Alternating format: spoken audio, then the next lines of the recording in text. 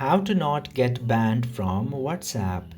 Now, if you don't want to get banned from WhatsApp, you just simply need to follow through their community guidelines, rules, and terms.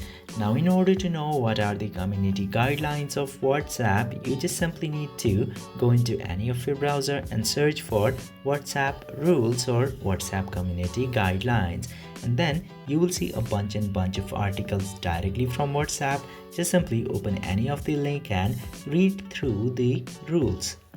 And after reading through all of the rules or guidelines, you will know what you should and should not do in WhatsApp.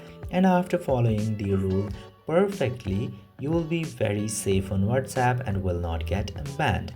But if you promote any of the illegal, harmful content in WhatsApp, or if you verbally or in text try to harass someone in WhatsApp, you might get banned as well.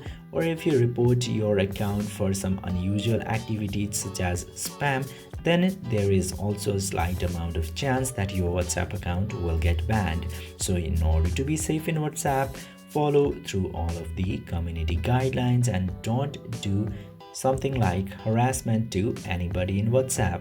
I hope this video have been helpful to you. If yes, don't forget to hit that subscribe button.